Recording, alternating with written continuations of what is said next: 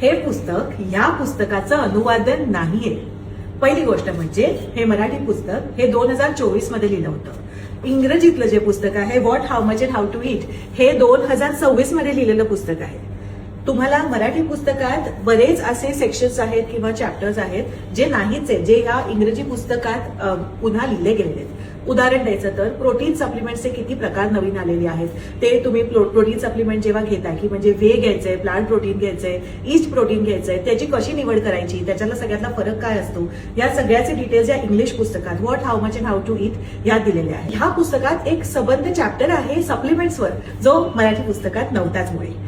तिसरी गोष्ट म्हणजे की अनेक कॉमन पदार्थ आहेत की जसे शेंगदाणे किंवा अॅव्होकाडोज किंवा ब्रोकोली, किनवा, चिया सीड्स जे बरेचदा लोक प्रोटीन रिच फूड म्हणून खातात, तर त्याच्या मागचं सत्य जे आहे की ते खरंच असतात का प्रोटीन रिच फूड, किंवा ते कधी खाऊ शकता, कसे खाऊ शकता, त्याचा तुम्ही मील प्रेपिंग मध्ये कसा त्याचा वापर करू शकता, याचे पूर्ण डिटेल्स जे आहेत हे या इंग्रजी पुस्तकात दिलेले आहेत. आणि हो, ह्या पुस्तकात एक सबंध चॅप्टर 0 कॅलरी किंवा निगेटिव्ह कॅलरी फूड्सवर पण लिहिलेला आहे की जो आपल्याला आपलं वजन मॅनेज करण्यात पण मदत करू शकतो. जर तुम्हाला वाटत असेल की माझ्याकडे मराठी पुस्तक आहे तर मग इंग्लिश पुस्तक म्हणजे काय त्याचं अनुवादनच आहे, तर तसं नाहीये. तुम्ही भरपूर माहिती, जी नवीन लेटेस्ट माहिती आहे ती गमावून बसाल जर हे पुस्तक घेतलं नाही. तर त्वरा करा, अमेझॉनवर आता डिस्काउंट चालू आहे, लगेच बुकिंग करा.